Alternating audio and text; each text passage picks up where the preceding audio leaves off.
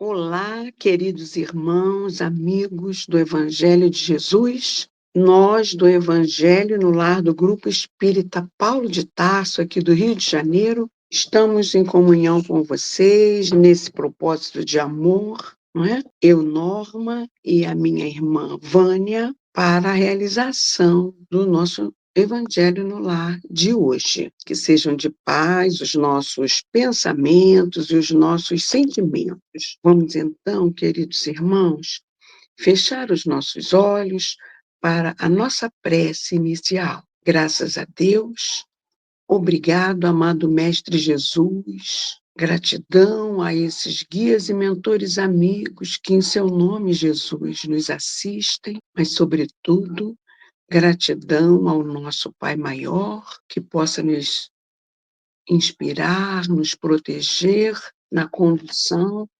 do nosso encontro de hoje, e a quem pedimos humildemente a devida permissão para iniciarmos, não é?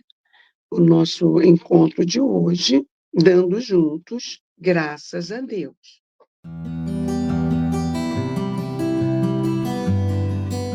Hoje, meus irmãos, nós estaremos estudando o capítulo 13, que tem por título Que a vossa mão esquerda não saiba o que dá a vossa mão direita.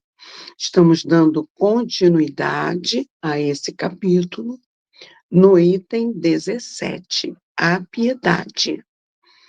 Vamos lembrar que, para o estudo do Evangelho, nós podemos fazê-lo com a família, não é? Trazendo esses ensinamentos do Mestre para o convívio familiar, a proteção e essa energia nos lares que fazem o Evangelho se expandem, não é? A toda a vizinhança. Aqueles que não têm como fazer com o familiar também podem fazer sozinhos, não é? O importante é estarmos reunidos com um propósito de amor, porque estaremos sempre acompanhados, senão de encarnados, pelos guias e amigos espirituais que, em nome de Jesus, nos assistem, não é? Vamos, então, iniciar a leitura do item 17 deste capítulo 13, que tem por título A Piedade. E ele inicia assim, meus irmãos: a piedade é a virtude que mais nos aproxima dos anjos. É a irmã da caridade que vos conduz até Deus. Ah, deixai vosso coração se enternecer diante das misérias e dos sofrimentos dos vossos semelhantes. Vossas lágrimas são um bálsamo que ampliais sobre suas feridas. E quando, por uma doce simpatia, vindes a lhes restituir a esperança e a resignação, que encanto experimentais. Vamos dar uma paradinha para refletir neste início do texto. Enternecer o coração significa, meus irmãos, comover, não é? Tocar profundamente, despertar sentimentos de ternura, compaixão e piedade. É quando algo ou alguém causa forte emoção que amolece o coração, tornando-o mais sensível e receptivo ao sentimento de amor, tristeza ou alegria, ou seja, é sensibilizar-se, tornar-se mais atento e receptivo aos sentimentos alheios. Vamos lembrar a fala do nosso mestre em Mateus, capítulo 25, versículo 40, Em verdade vos digo que, quando o fizestes a um destes meus pequeninos irmãos, a mim o fizestes. Assim, o sentimento de piedade despertado em nosso coração nos aproxima dos bons pensamentos transmitidos pelos anjos, qual seja, de levar ao nosso próximo o benefício que pudermos para minimizar suas dores, assim como gostaríamos que conosco procedessem se estivéssemos na mesma situação. Bom, essa compaixão, esse sentimento de piedade, de empatia pelo outro, não é? É, nos mobiliza à prática da caridade, que nos conduz ao amor de Deus por todos os seus filhos. Isto porque, ao agirmos na prática do bem e do amor, meus irmãos, estamos sendo utilizados pelo Pai como seus instrumentos socorristas das dores de nossos irmãos de caminhada, não é verdade? Contribuindo para restituir-lhes a esperança e a resignação, ao tempo, como diz o Espírito comunicante, que encanto experimentais. Vamos então prosseguir a leitura da mensagem? Ele diz assim: esse encanto é verdade, tem um certo amargor, porque nasce ao lado da infelicidade. Mas, se não tem a agrura dos gozos mundanos, não tem as pungentes decepções do vazio que estes deixam atrás de si. Há uma suavidade penetrante que alegra a alma. Então, meus irmãos, vamos refletir, né? Mas não seria justo, pois, trazer ao serviço designado pelo Pai, através das inspirações do alto, não é? O pessimismo e a amargura. O contentamento de ajudar é um dos sinais da nossa fé. É uma alegria eterna, não é? Há uma suavidade muito diferente da daquela que alegra a alma, que pratica caridade, essas alegrias vivenciadas através do gozo do mundo, não é? É bem diferente daquela que sentimos ao praticarmos caridade. Por exemplo, resultantes da saciedade viciosa, essas alegrias mundanas, né? Com álcool, drogas, sexo, ou qualquer saciedade, não é? De qualquer ordem, que deixam pungentes decepções do vazio que deixam atrás de si. Vamos prosseguir a leitura. A piedade, uma piedade bem sentida, é amor. O amor é devotamento. O devotamento é o esquecimento de si mesmo. E esse esquecimento, essa abnegação em favor dos infelizes, é a virtude por excelência, não é, meus irmãos? A que praticou em toda a sua vida o divino Messias e que ensinou em sua doutrina tão santa e tão sublime. Quando essa doutrina retornar à sua pureza primitiva e for admitida por todos os povos, dará felicidade à terra, nela fazendo reinar, enfim, a concórdia, a paz e o amor. Então, Sirvamos, pois, com reverência para com o Senhor e piedade para com o próximo. Emmanuel, ele cita no livro Fonte Viva, no capítulo 178, Reverência e Piedade, o versículo abaixo. Sirvamos a Deus alegremente, com reverência e piedade. Da carta enviada por Paulo aos Hebreus, no capítulo 12, versículo 28. Então, ele diz: não poderíamos estender a tristeza nas tarefas do bem. Entretanto, é necessário que a nossa alegria não se desmanche em excessos.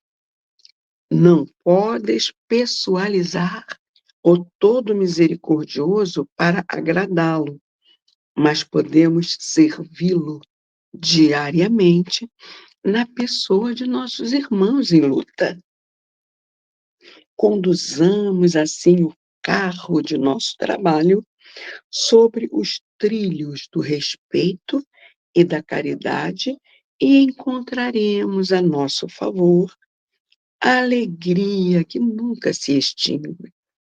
Assim, corroborando com essa linda mensagem do Espírito comunicante, quando a humanidade retomar à pureza primitiva da doutrina ensinada e exemplificada pelo Mestre, que o seu poder de síntese nos legou o maior mandamento, não é?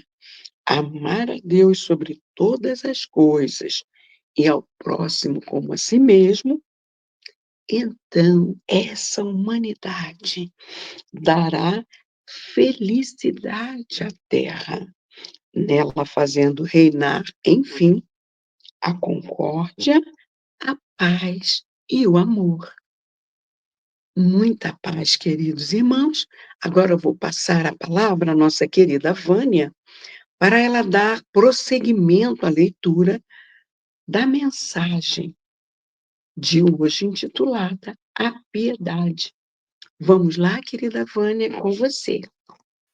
Olá, Norminha, olá a todos, sejam bem-vindos. Na sequência do texto dessa mensagem do Espírito Miguel, vamos acompanhar. O sentimento mais apropriado para vos fazer progredir domanda em vós o egoísmo e o orgulho, aquele sentimento que predispõe vossa alma à humildade, à beneficência e ao amor do próximo é a piedade. Piedade que vos comove até as entranhas à vista do sofrimento dos vossos irmãos, que vos impele a lhes estender a mão para socorrê-los e vos arranca lágrimas de simpatia. Vamos dar uma paradinha aqui. Qual o sentimento que o Espírito Miguel afirma que nos faz progredir? Porque ele nos faz vencer o egoísmo e o orgulho, que é a piedade. Piedade significa compaixão. Quando nós nos comovemos diante do sofrimento daquelas pessoas que estão à nossa volta, daquelas pessoas que ficamos sabendo estão passando por fome, por frio e por outras dificuldades, né? E esse sentimento, a piedade, faz com que nós estendamos as nossas mãos para socorrer aqueles que estão em situação de penúria, de abandono, de miséria. E isso nos comove, tocando os nossos corações e fazendo-nos derramar lágrimas, por simpatia por aqueles que estão passando por dificuldades. Então, é um sentimento que também nos conduz ou nos predispõe, nos prepara para a humildade, a beneficência, que é a prática do bem, e ao amor do próximo. quando nós entramos em contato com a dor alheia, se nós nos deixamos envolver pelo sentimento da compaixão, da piedade, nós somos tocados em nossa sensibilidade, e muitas vezes aqueles quadros nos fazem chorar. Continuemos a mensagem. Nunca, portanto, abafeis nos vossos corações essas emoções celestes, nem procedais como esses egoístas endurecidos que se afastam dos aflitos, porque o espetáculo de suas misérias lhes perturbaria por alguns instantes a alegre existência. Sim, há pessoas que não gostam de ver, de assistir esses quadros dolorosos, né? Nesse mundo, hoje, século XXI, com tantos testemunhos difíceis, com o desemprego, com a fome, com a miséria, com condições muitas vezes subhumanas para as criaturas prosseguirem em sua jornada. Então, o Espírito nos convida para que nós não abafemos essas emoções em nós, esses sentimentos em nós, para que nós possamos buscar o socorro. Porque muitos, diante daqueles que estão em sofrimento, em aflição, em privações, eles não gostam de ver essas situações para que eles não se sintam perturbados em sua alegria. O que nós sabemos, né, é uma demonstração de profundo egoísmo. Né?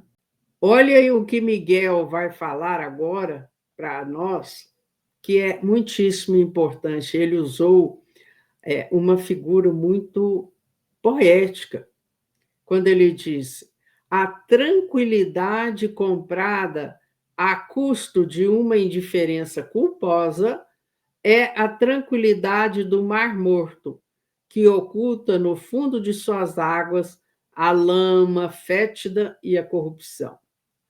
Quer dizer o quê, esse trecho?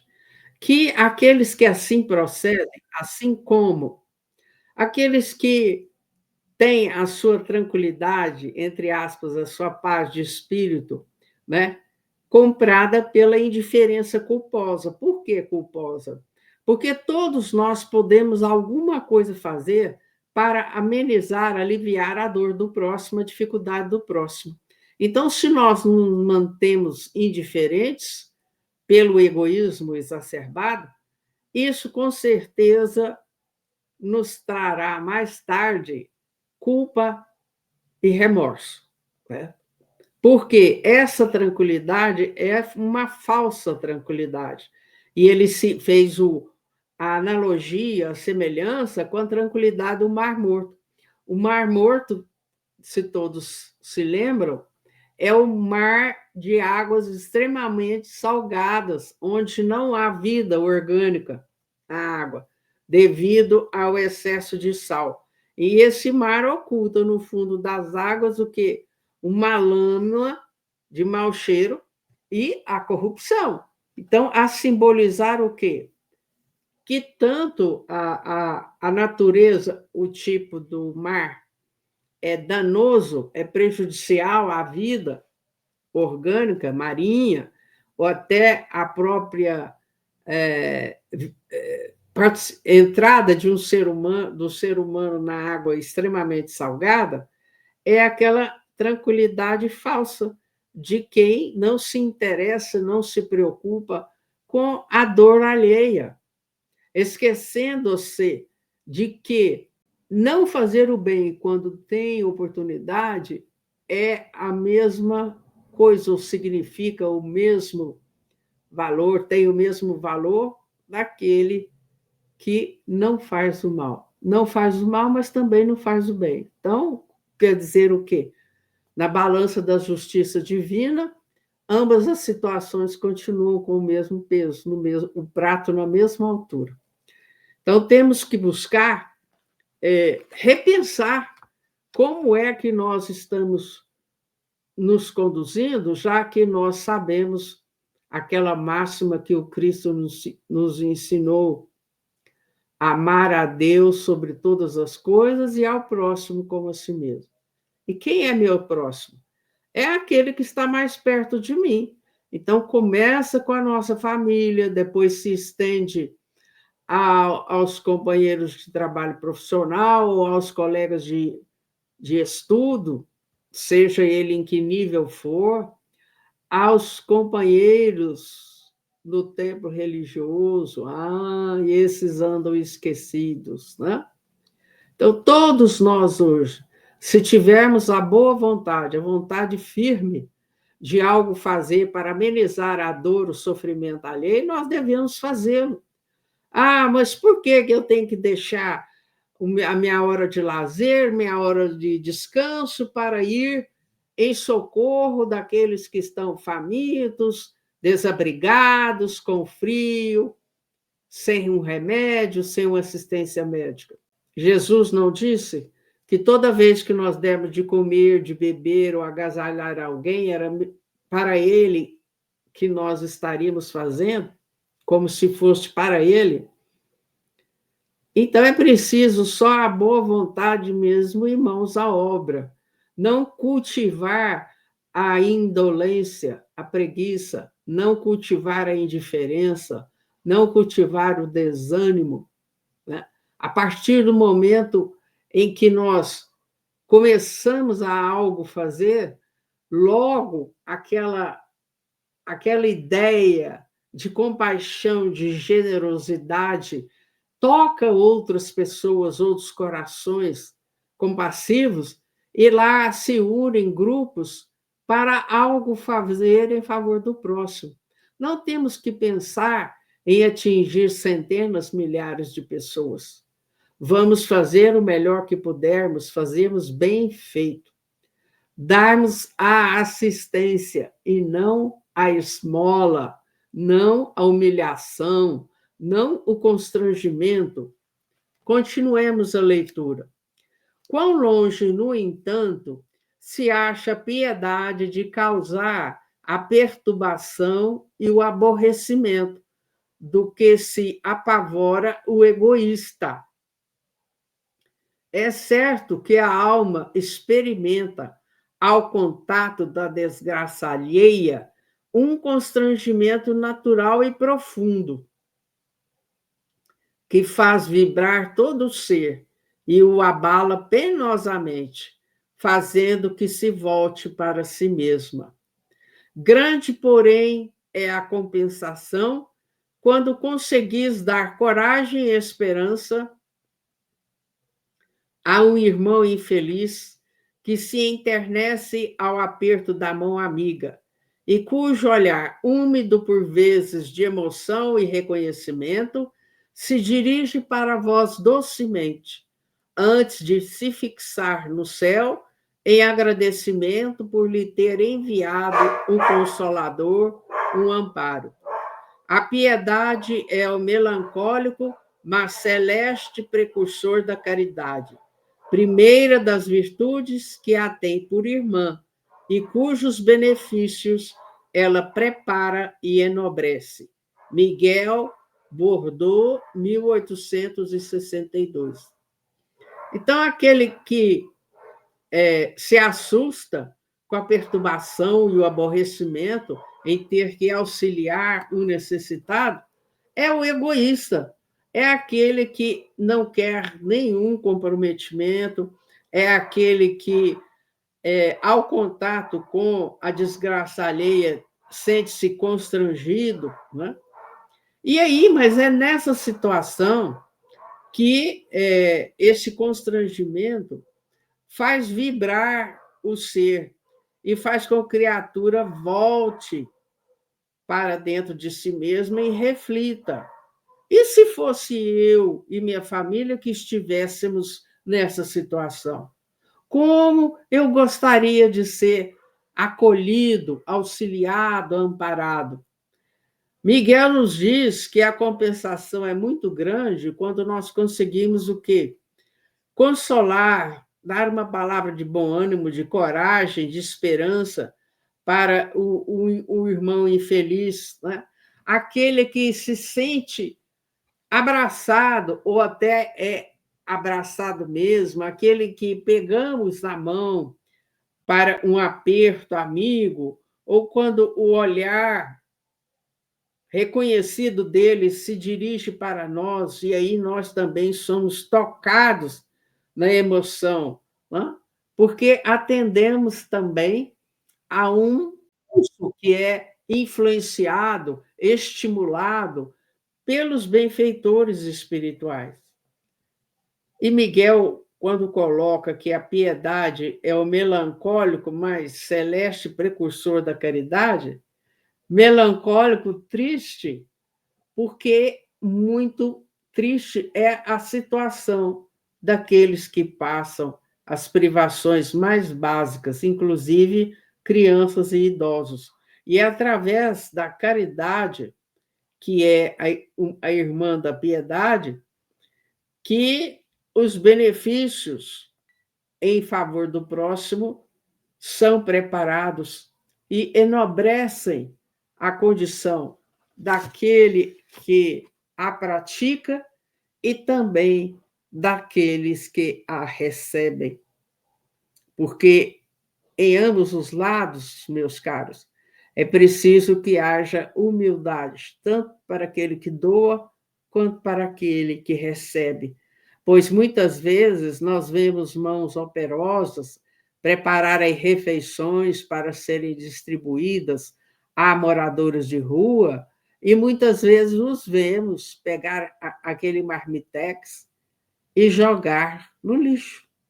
Alguns destampam para ver o que tem lá dentro, e se aquilo não lhes agrada, ela é atirada ao lixo. Então, é uma situação desafiadora para nós. Como devemos agir diante de tais situações? Lamentar, né, a condição em que a criatura se encontra, de desprezar alguém que lhes está ajudando, alguém que lhe está trazendo um alimento, uma água mineral, um suco, um pacote de bolacha, porque quando a fome aperta, a criatura se desorienta.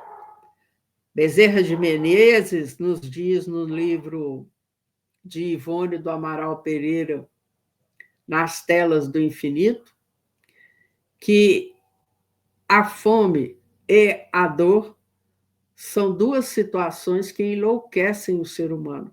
Tá? Então, a criatura, ela passa por privações tão intensas que pode chegar à loucura, principalmente pela falta do alimento. Tá? Então, saibamos agradecer àqueles que nos oferecem o seu melhor. É claro que nessas situações, muitas vezes, há aquelas pessoas que agem com falta de respeito, de consideração, né? Muitas vezes trazendo gêneros alimentícios estragados, vencidos, né? Mas isso aí é história para outro momento. Hoje nós vamos nos deter em cultivar esse sentimento da piedade, da compaixão em favor de todas as criaturas com as quais nos encontramos em nossa existência.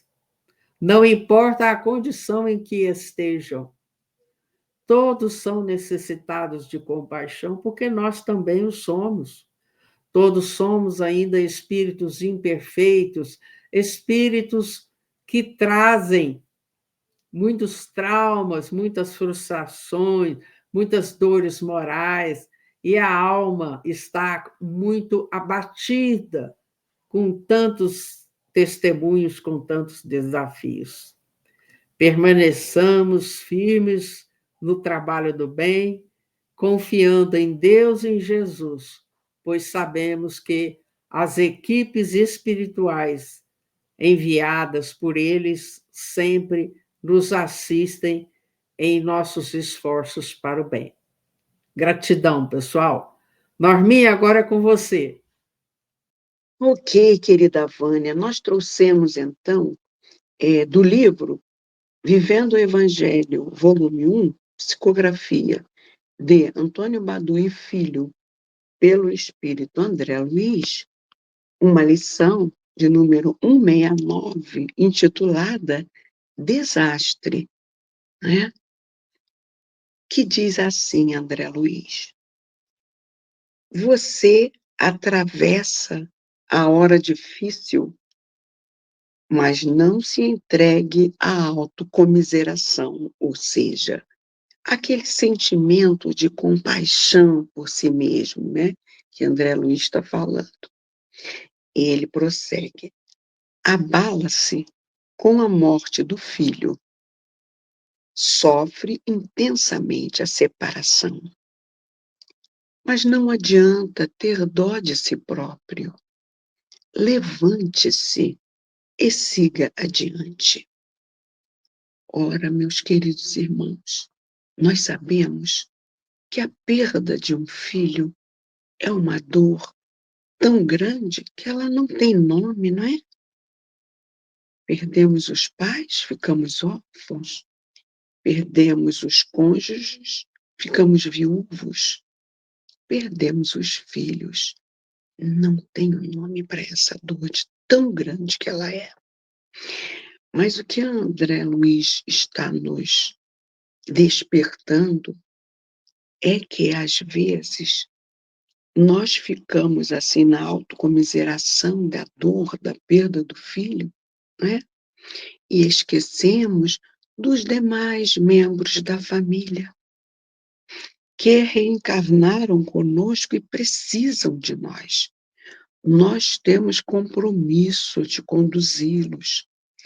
Às vezes, a dor, então, é dilacerante demais para aquelas pessoas que só têm um filho e venham a perdê-lo. Mas tem o esposo, tem outros seres, não é? Que dependem dela. O esposo, a esposa, no caso, ou os pais. E isso tudo, esse amor ao próximo, serve-nos de estímulo para esse levanta-se e siga adiante, porque não cai um fio da nossa cabeça, que não seja com a permissão do nosso Pai, não é, meus irmãos? Vamos continuar a leitura de André. Fracassa em determinado projeto, lamenta o investimento sem proveito, mas não resolve sentir-se vítima. Aprenda com o erro e continue trabalhando. Nós já aprendemos ao longo da vida que a dor, né, meus irmãos, nos serve sempre de aprendizado, como aprendemos na dor. Continua André, perde o prêmio na competição. Experimenta o sabor da derrota, mas não convém chorar por si mesmo. Retempere-se e prossiga no caminho. Nós sabemos, meus irmãos, que para aquele que age desta forma, retemperando-se e prosseguindo, outras oportunidades virão. Nós tivemos, num passado não muito distante, um exemplo maravilhoso, dado por um dos nossos maravilhosos atletas, o Diego Hipólito, em uma competição olímpica. Ele não foi bem no salto que ele deu lá no solo, ele até caiu, mas ele perseverou, prosseguiu no caminho e foi medalhista na próxima competição. É disso, desse bom ânimo, que André está nos sacudindo. E ele prossegue. Sabe de sua enfermidade, passa por momentos atribulados, mas é inútil a tristeza sem fim. Trate-se e valorize a vida. É isso, meus irmãos. É muito duro você estar com uma enfermidade, inclusive que você sabe que não tem cura. Mas quando você valoriza esse bálsamo chamado vida que o Pai nos permite ter, nós vamos aproveitar cada minuto num esforço de fazer valer a pena. E nós temos um exemplo lindo do nosso irmão, um irmão nosso de caminhada espiritual, que mesmo acicatado por uma doença assim desse sentido, né, que não tem cura, ele consegue continuar apesar das dores, perseverando, sendo exemplo para todos nós, nos dando sugestões para as continuidades dos nossos estudos no grupo. É uma pessoa que cumpre exatamente essa valorização da vida, como André Luiz nos sugere. E ele prossegue: não tem o apoio esperado, permanece sozinho na luta, mas é perda de tempo o desânimo. Encoraje-se e mantenha o compromisso. Jesus não nos disse: na vida tereis aflições, mas tem de bom ânimo. Então, mesmo diante, não é, da falta de apoio material, tenhamos a certeza que não estamos sós, que o apoio espiritual, esse, quando nós somos bem intencionados, nunca nos falta, não é? E prossegue André: é alvo de trama bem urdida, paga com amargura pelo que não fez. Mas não vale a pena o lamento. Confie em Deus e conserve a paz. Então, a doutrina espírita, ela nos esclarece. Se nada fizemos nesta existência para merecer uma provação, né, que passamos, é porque a origem está no pretérito. Então, confiemos em Deus, porque tudo passa. Nada é para sempre. Nem esses momentos de infortúnio, nem os momentos bons, não é verdade? E aí, diz André, piedade para com o próximo é virtude, mas compaixão por si mesmo é desastre, atrasando a vitória no bem. Então, vamos lembrar que mesmo nos dias nublados, meus irmãos, o sol continua lá no firmamento, por trás das nuvens, não é? E chegará o tempo que ele vai dissipar essas nuvens. É disso que André Luiz está falando.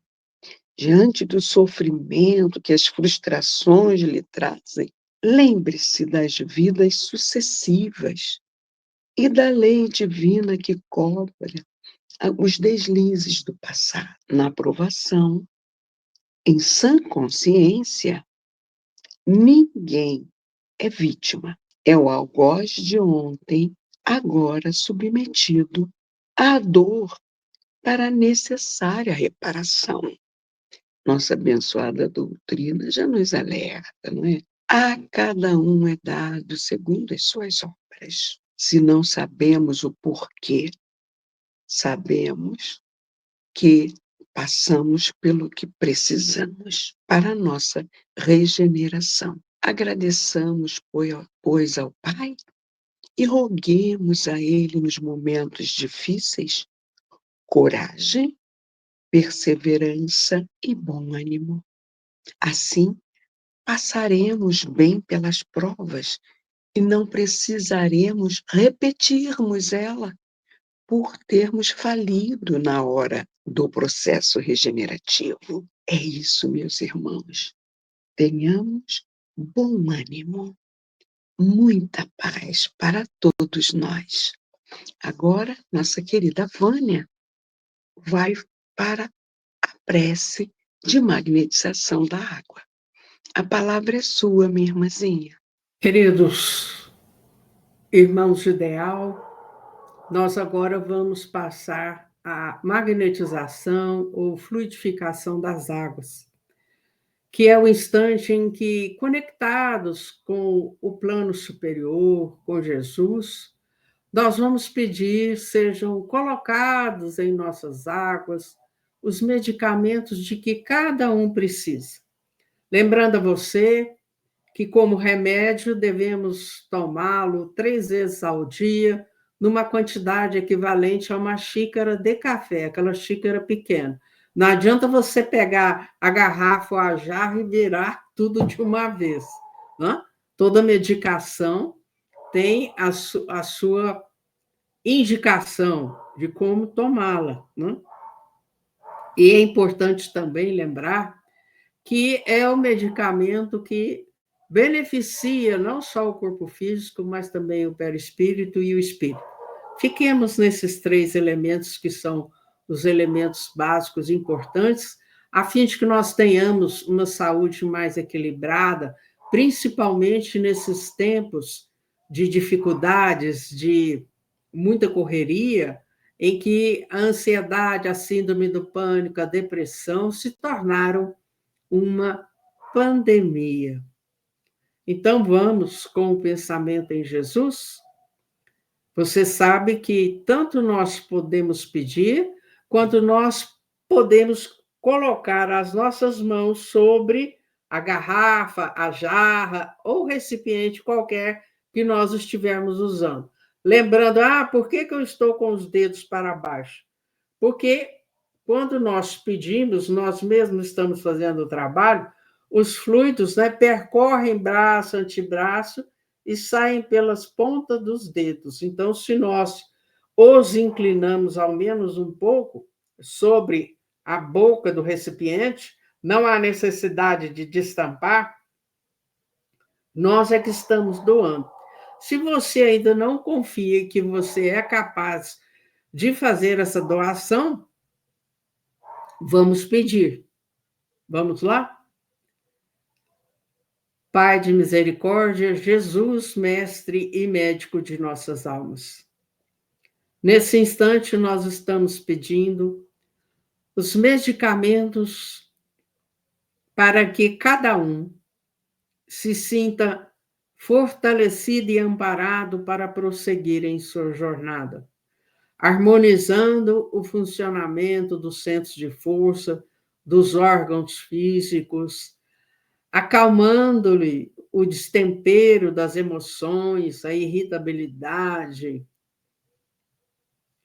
as palavras agressivas, o sono destemperado.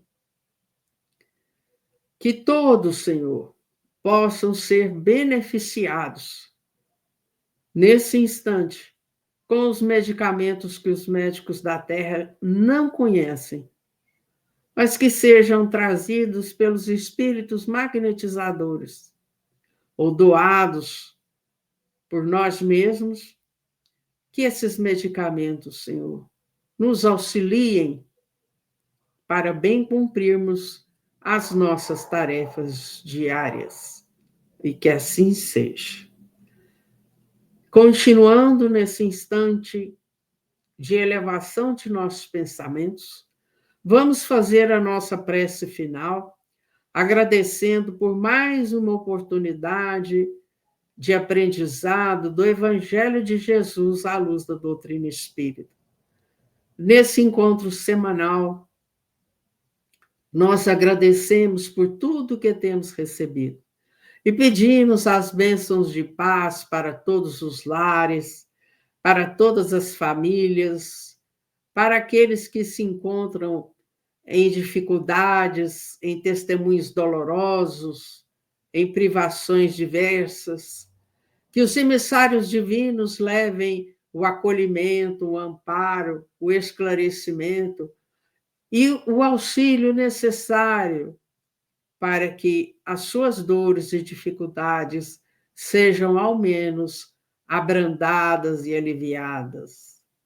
E assim, Jesus, pedimos também pelo planeta Terra, pela paz no mundo, para toda a humanidade encarnada e desencarnada, por todo canto onde haja dor, Pai, que a vossa misericórdia possa levar o socorro e fortalecer a todos nós para galgarmos mais um degrau em nossa marcha evolutiva.